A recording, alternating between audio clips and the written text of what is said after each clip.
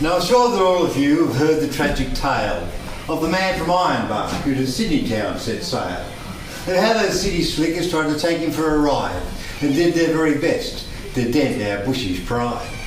Now, Banjo may have penned those words 100 years ago, but country folk are still fair game, and mate, I bloody know. See, I come on down to Sydney town to see a cousin wed, 12-hour drive from Cobar before I hit the bed. But when I settled in, I sought to seek some company, because it's lonely in the scrub for single blokes like me.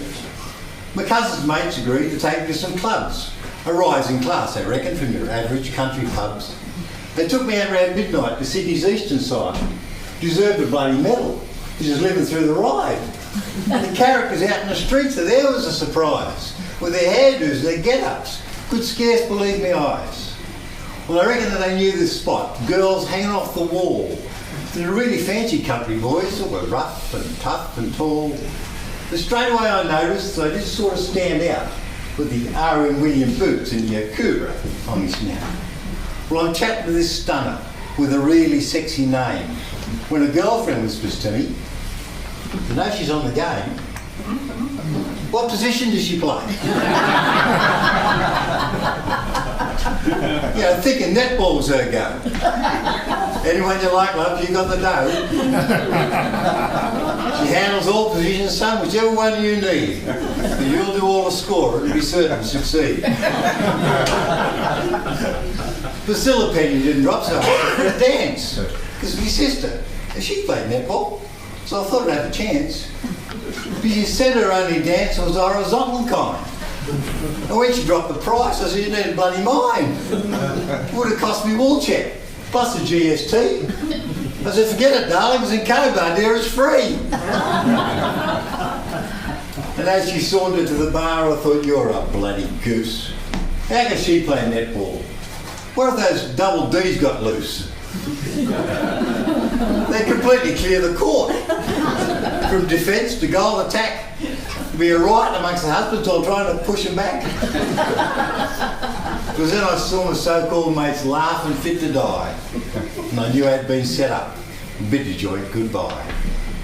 Well, I reckon they knew another spot, a partner for to meet, and took me to this sleazy joint way up in William Street. Well, this place was a bit dingy, but it had women everywhere, with great high heels and makeup and every colour hair.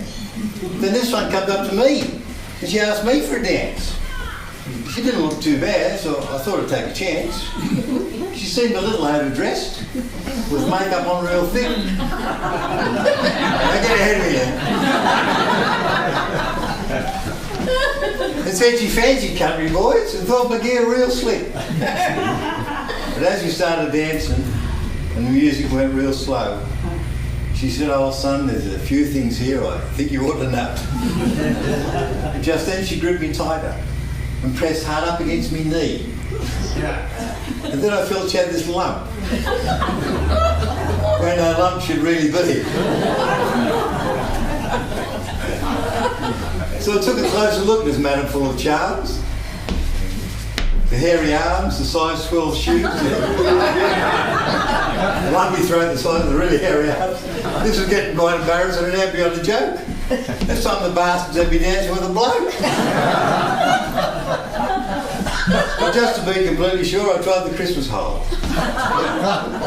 A sigh was all the response I got with, "You were very bold." But now I'm in real trouble with the family jewels in hand, because what I'm hanging on to is starting to expand. Well, like Banjo's bearded Bushie, I really did me block.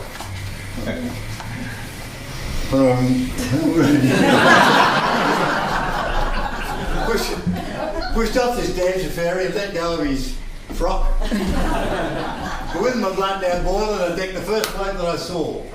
Then looked in abject horror at his body on the floor, complete with a split lip and a badly blackened eye, still clinging firmly in his hand his copy of War Cry.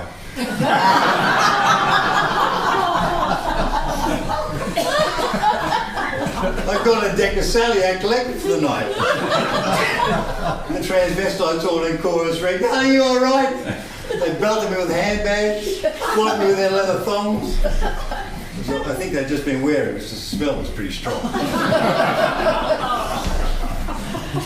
The feathers in their boas near blocked out the light, and then the coppers come to finish off the night. They took me to a cell in downtown Darlinghurst, grabbed me by the arms and legs and tossed me in head first. I was bailed out next day, the wedding party gone, donated to the Sallies and the charges were withdrawn. Now I'm back out in the scrub with no desire to leave. And if I never see the city boys, I tell you I won't grieve. I'm still working on the farm and in the single stall. And if I want a woman, I'll just try the spinster's ball.